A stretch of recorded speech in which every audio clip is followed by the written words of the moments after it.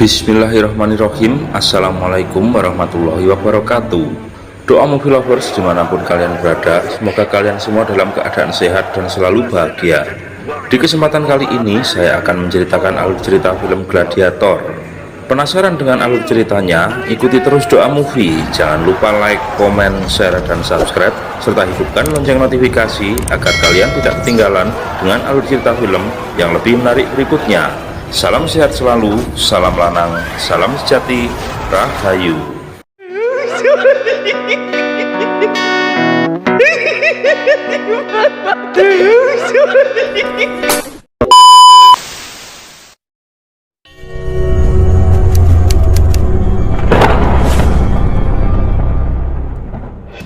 Film ini diawali dengan diperlihatkannya sebuah medan peperangan. Kaisar Marcus Aurelius adalah seorang kaisar Romawi yang bertahta pada tahun 180 setelah Masehi. Di zaman kejayaannya ini, Kaisar Romawi menguasai lebih dari seperempat permukaan bumi dari hamparan gurun pasir Afrika sampai dengan dataran tinggi di Skotlandia Utara. Marcus telah menghabiskan 12 tahun terakhir dari hidupnya untuk memperluas daerah jajahan Romawi di tanah Germania. Dan sekarang tinggal tersisa satu saja suku yang harus ia taklukkan. Maka kedamaian akan bisa diraih di segala penjuru kerajaan Romawi. Pemeran utama di film ini adalah seorang jenderal yang bernama Maximus. Selain memimpin penyerangan, ia juga adalah tangan kanan kaisar. Selain itu, Maximus adalah seorang jenderal yang sangat disegani dan dihormati oleh seluruh jajaran pasukan. Dan saat ini, mereka sedang menunggu salah satu prajurit mereka yang pergi ke perkemahan barbarian Jerman untuk bernegosiasi. Namun, prajurit tersebut kembali dengan kepala yang sudah terpenggal, yang menandakan bahwa negosiasi mereka telah gagal dan peperangan akan segera dimulai. Maka, mulailah seluruh prajurit untuk mempersiapkan diri. Dari jauh, Marcus Aurelius memandang pasukannya dengan tatapan yang penuh kekhawatiran. Namun, karena di sini pasukan Romawi berjumlah lebih banyak dari pasukan barbarian Jerman dan dipersenjatai dengan persenjataan lebih modern dan dengan strategi perang yang lebih jitu, maka dengan hanya satu serangan saja pasukan barbarian itu berhasil dilumpuhkan. Dan hal itu pun lantas memberikan kemenangan yang mudah bagi Marcus Aurelius.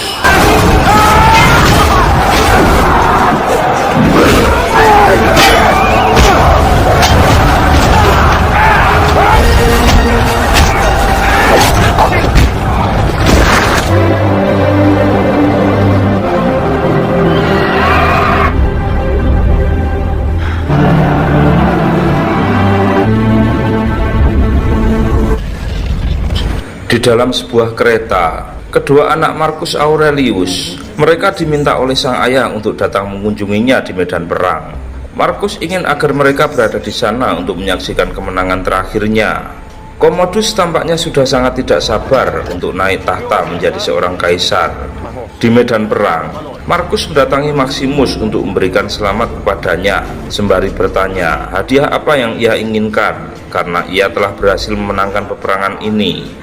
Dengan wajah yang masih bersimbah darah, Maximus pun menjawab jika ia sudah lelah dan hanya ingin pulang untuk menemui anak istrinya saja.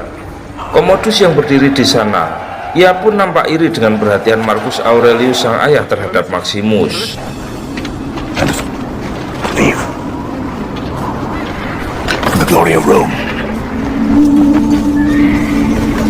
Dan malamnya, para prajurit terlihat sedang melangsungkan sebuah pesta besar.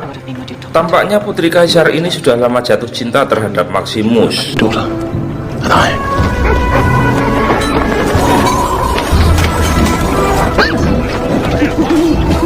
Dan esoknya, kaisar memanggil Maximus masuk ke dalam tendanya.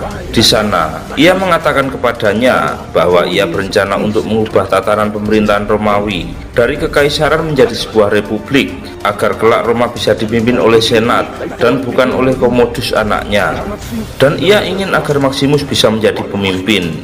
Kaisar nampaknya tidak ingin jika Commodus menjadi kaisar yang baru, karena ia tahu jika anaknya adalah seorang yang tidak berperilaku baik. Maximus menjawab jika ia akan mempertimbangkan hal itu, dan lalu ia pun pamit dari tenda sang kaisar. Bring an old man another blanket. Sebenarnya, ia sudah lelah dengan segala tugas negara ini dan hanya ingin pulang untuk menghabiskan waktu bersama keluarganya. Di dalam tenda, ia pun lantas duduk berlutut di hadapan boneka anak istrinya dan berdoa kepada Tuhan agar segera bisa dipertemukan dengan mereka. Sedangkan di tenda lain, terlihat Commodus yang menemui sang ayah. Di sana, sang ayah lantas memberitahu Commodus jika ia tidak akan diangkat menjadi kaisar, melainkan Maximuslah yang akan memimpin bangsa Romawi menuju kepada pemerintahan republik. Mendengar hal itu, hati Commodus pun hancur berkeping-keping karena ia telah berusaha sekuat tenaga sepanjang hidupnya untuk mendapatkan pengakuan dari ayahnya, tetapi akhirnya ayahnya tetap milih Maximus daripada putranya. Dengan berlinang air mata, Commodus lantas memeluk ayahnya. Awalnya ia memeluk ayahnya dengan pelan, tetapi pelukan itu semakin lama semakin erat, dan saking eratnya sampai-sampai ayahnya pun tak bisa bernafas, dan akhirnya ia pun meninggal dunia.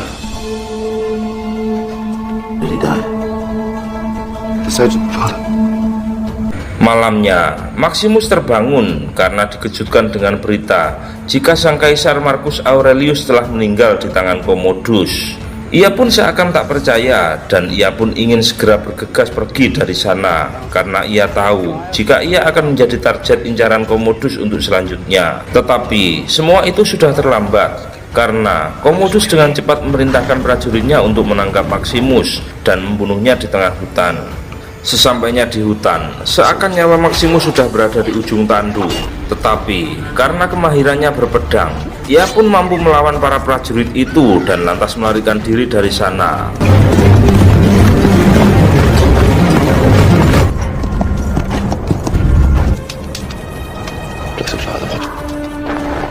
Siang dan malam, ia mengendarai kuda untuk pulang ke rumahnya karena ia tahu jika selanjutnya Commodus pasti akan menghabisi nyawa anak dan istrinya. Tapi tampaknya usahanya itu sia-sia karena Commodus sudah terlebih dahulu mengirim prajuritnya untuk membunuh anak dan istrinya. Setelah berhari-hari menunggangi kuda dan sesampainya di rumah, ia hanya menemui sisa-sisa reruntuhan rumahnya saja.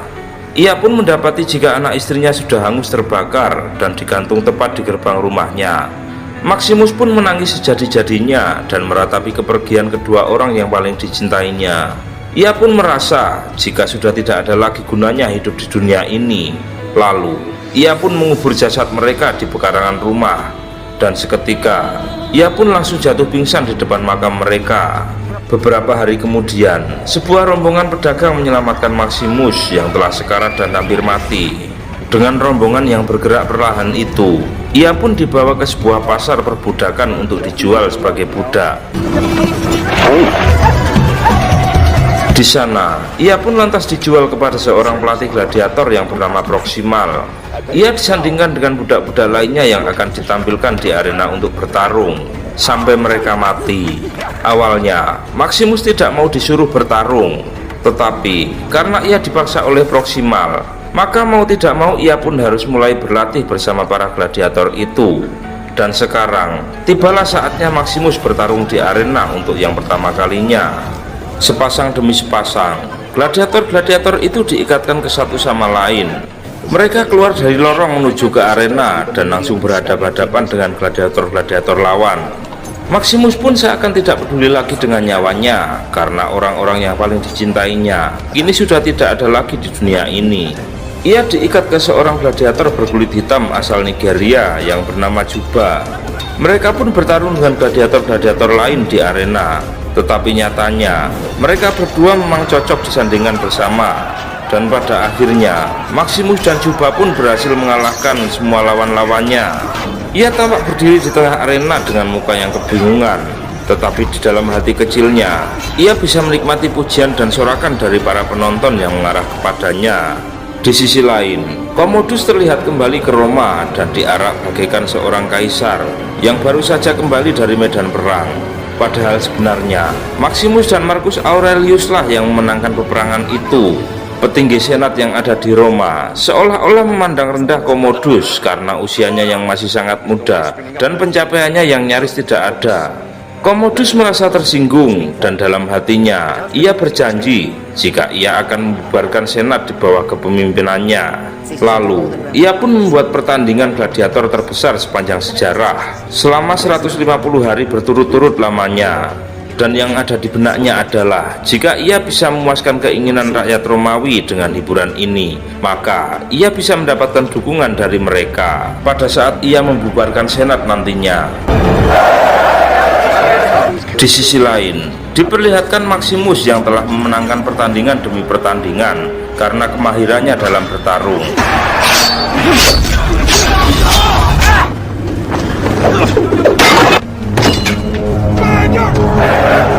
Selepas pertandingan, Proxima menghampirinya dan menasihatinya agar bertindak layaknya seorang gladiator dan bukan hanya sebagai seorang pembunuh. Karena semakin ia bisa mengambil hati penonton, maka semakin mudah pula jalan menuju ketenaran untuk dicapainya. Dan dengan itu, maka suatu hari ia bisa dibebaskan dari status budaknya. Proxima juga mengatakan jika Kaisar Commodus tengah merencanakan pertandingan besar di Colosseum di Roma, dan mereka memiliki kesempatan ke Roma untuk ikut serta dalam pertandingan itu. Tentu saja, di sini Maximus sangat senang dengan berita itu, karena sekarang ia memiliki suatu kesempatan dan hanya satu hal yang ia inginkan di dunia ini, yaitu membalaskan dendam kepada pembunuh-pembunuh anaknya dan istrinya dengan membunuh Commodus dan antek-anteknya. Keesokan harinya, mulailah perjalanan para gladiator itu menuju kota Roma. Sesampainya di sana, mereka tertegun melihat bangunan Colosseum yang begitu megahnya di istana Commodus. Di istana, Commodus mengungkapkan kepada Lucilla jika sudah saatnya ia membubarkan senat agar ia bisa menjadi penguasa sepenuhnya bagi bangsa Romawi. Lucilla yang tidak ingin itu terjadi, ia pun mencoba untuk mengabaikan perkataan dari Commodus sang adik. Ia hanya memintanya untuk beristirahat dan kembali memikirkan tentang itu esok hari. Commodus lalu meminta Lucilla untuk menciumnya, dan Lucilla yang merasa tak nyaman karena diminta untuk mencium adiknya sendiri. Akhirnya ia pun mencium kening Commodus dan lantas berjalan keluar dengan wajah sangat ketakutan. Lucilla pun berpikir jika ia tetap menolak keinginan Commodus, maka suatu hari Commodus pasti akan membunuhnya. Malamnya, Lucilla diam-diam bertemu dengan Gracchus dan Gaius, yaitu dua senator senior yang juga sudah merasa sangat khawatir dengan tingkah laku Commodus karena ia hanya fokus merencanakan pertandingan dan tidak melaksanakan tugas-tugasnya sebagai seorang kaisar. Di sana, Lucilla juga mengatakan kepada mereka jika pertandingan ini dibiayai oleh Commodus menggunakan cadangan beras rakyat Romawi, yang mana dalam 2 tahun ke depan rakyat Romawi akan dibuat kelaparan karenanya. Dan yang tak kalah mengkhawatirkan lagi, Commodus juga berniat untuk membubarkan senat agar ia bisa menjadi penguasa sepenuhnya atas bangsa Romawi. Kedua senator itu pun tertegun saat mendengar perkataan dari Lucilla. Mereka tidak menyangka jika Kaisar Commodus adalah awal dari kehancuran Roma. Mereka pun langsung mulai menyusun rencana bagaimana caranya untuk menggulingkan Commodus dari tahtanya. Dan sekarang, tibalah saatnya Maximus untuk tampil di pertandingan perdana di Colosseum itu. Ia terlihat mengenakan helm yang menutupi wajahnya agar ia tidak dikenali orang-orang di sana. Sekeluarnya mereka di arena, para gladiator pun sangat kagum melihat arena Colosseum yang begitu megahnya, beserta ribuan penonton yang mengeluh-elukan nama mereka. Commodus beserta keluarganya lantas masuk menuju tempat duduk mereka, dan pertandingan pun resmi dimulai. Maximus dengan pengalaman militernya, ia mulai mengatur strategi pertahanan. Ia pun menyerukan agar semua gladiator tidak berpencar dan bergerak bersama-sama. Pagar besi pun dibuka dan keluarlah kereta berkuda dengan pasukan yang membawa tombak serta panah. Mereka berusaha untuk mematahkan pertahanan para gladiator dari segala penjuru, dan itu pun terbukti berhasil. Satu persatu gladiator-gladiator itu tumbang karena terkena serangan panah mereka. Commodus dan seluruh penonton pun, mereka tampak sangat terhibur dengan pertunjukan ini. Lewat strateginya, Maximus memimpin pasukan gladiatornya untuk membalikkan salah satu kereta kuda dan membunuh semua orang yang ada di atasnya. Dan lagi-lagi, Maximus pun berhasil melumpuhkan satu persatu kereta-kereta kuda lainnya. Sampai pada akhirnya Maximus mengendarai seekor kuda dan mampu melumpuhkan 2 kereta kuda terakhir. Dengan ini pertandingan pun usai dan para gladiator pun berhasil memenangkan pertarungan ini. Penonton pun bersorak-sorai sembari mengeluhkan nama-nama gladiator itu, khususnya Maximus. Setelah pertandingan, Commodus memutuskan untuk turun ke arena dan berbicara langsung dengan para gladiator-gladiator tersebut. Di sini, Maximus merasa jika inilah kesempatannya untuk membalas dendam. Ia pun lantas berlutut ke lantai dan mengambil sebuah anak panah yang hendak ia gunakan untuk menusuk Commodus. Tetapi, setelah ia melihat anak Lucilla yang berlari menghampiri Commodus, ia pun lantas mengurungkan niatnya. Commodus pun lantas meminta Maximus untuk menanggalkan topengnya. Namun, Maximus menolak dan malah membalikkan badannya. Tetapi, karena Maximus diancam, akhirnya ia pun membalikkan badannya dan lantas ia pun membuka topengnya sembari memperlihatkan siapa ia sebenarnya. Commodus pun sangat kaget saat melihat wajah siapa yang berada di balik topeng itu. Di depan semua orang, Maximus lantas mengancam Commodus bahwa ia akan balas dendam atas kematian anak dan istrinya. Commodus yang ketakutan pun langsung memberikan perintah agar para prajurit segera mengepung untuk membunuh Maximus dan para rombongannya. Tetapi, teriakan penonton di arena memaksa agar Commodus membiarkan mereka hidup. Dan dengan sangat terpaksa, akhirnya Commodus pun mengacungkan jempol ke atas, yang artinya gladiator-gladiator itu diperbolehkan hidup. Hal itu pun lantas disambut dengan sorakan dari penonton. Setelah itu, Maximus dan yang lainnya kembali ke markas gladiator, sembari nama-nama mereka dilulukan oleh gladiator-gladiator yang lain. Commodus merasa sangat kesal dan ia pun lantas melampiaskan amarahnya dengan menebas-nebaskan pedangnya ke patung ayahnya. Ia tidak menyangka jika orang yang ia kira sudah mati, ternyata saat ini ia kembali ke Roma dan langsung jadi pahlawan yang dilulukan oleh rakyat Romawi. Lucilla yang sekarang telah mengetahui jika Maximus masih hidup, malamnya ia pun secara sembunyi-sembunyi menemui Maximus. Ia ingin Maximus membantunya untuk menggulingkan Commodus. Tetapi di sini Maximus tidak bisa apa-apa, mengingat statusnya sekarang yang hanyalah seorang gladiator dan kedudukannya pun tidak lebih dari seorang budak. I knew a man once.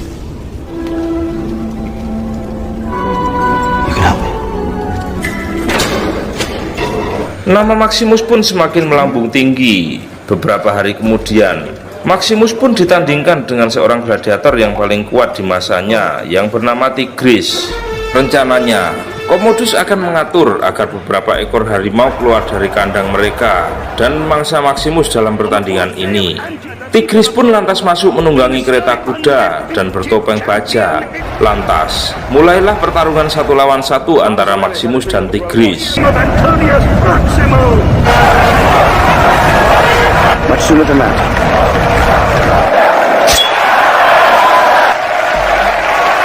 Di sela-sela pertandingan, mulailah satu persatu harimau keluar dari kandangnya dan mencoba menyerang Maximus.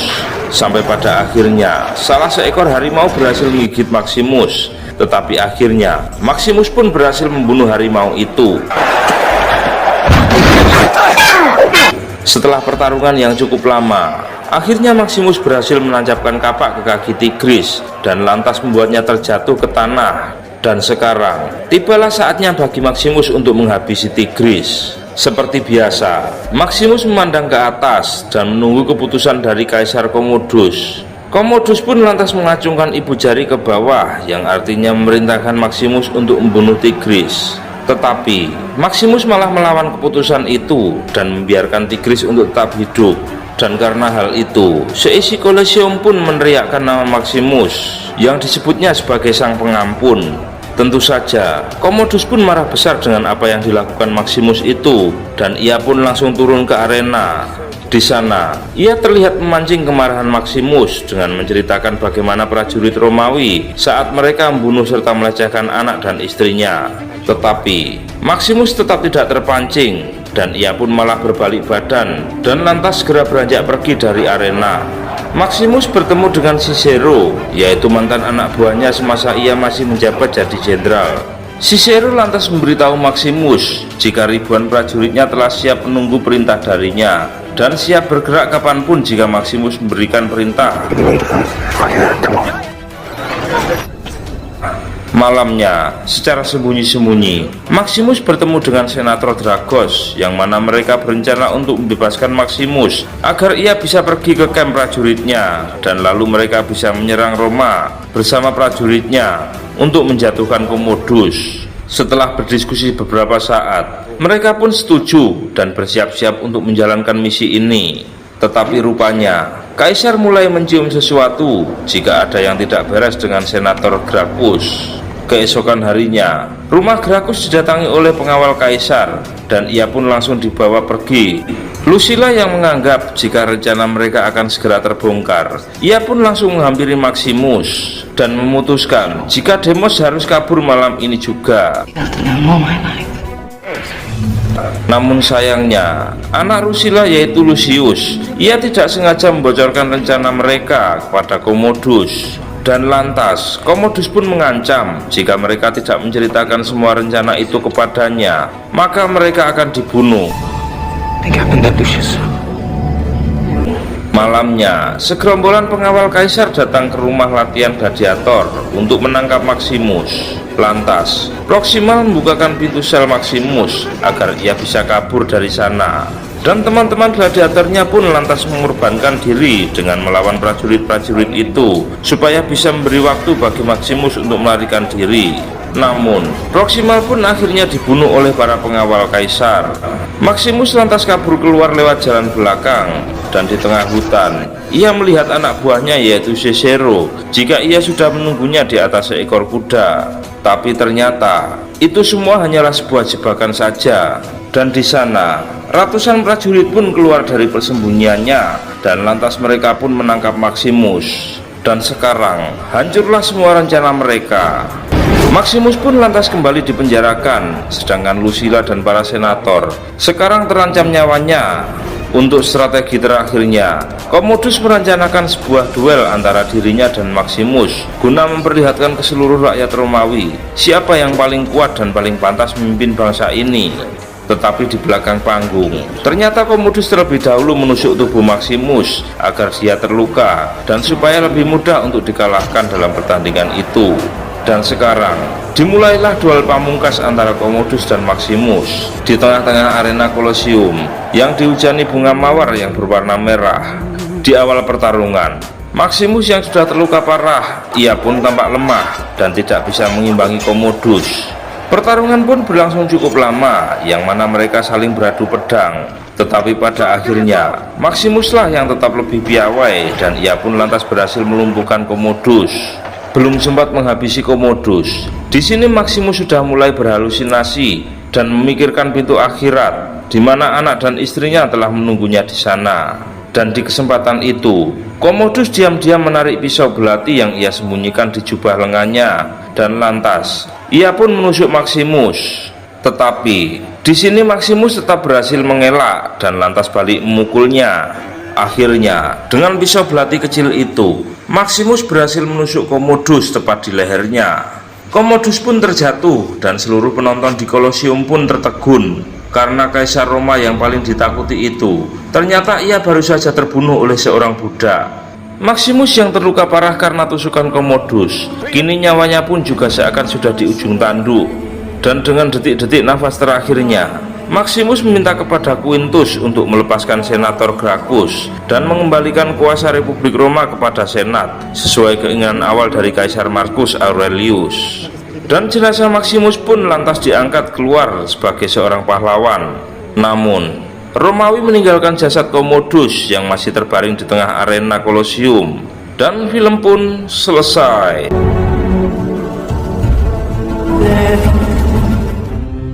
Oke, sekian dulu ya sob alur cerita film dari kita. Mohon maaf jika ada salah-salah kata.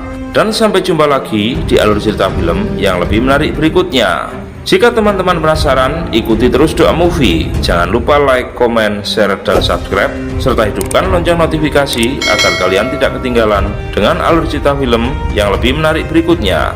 Dan jika teman-teman ada saran, kritik, atau referensi untuk alur cerita film selanjutnya, silahkan tulis di kolom komentar. Jika ada sumur di ladang, boleh saya menumpang mandi. Jika ada umur yang panjang, saya pasti akan menumpang mandi lagi. Salam sehat selalu, salam lanang, salam sejati, rahayu. Wassalamualaikum warahmatullahi wabarakatuh. Sampai jumpa.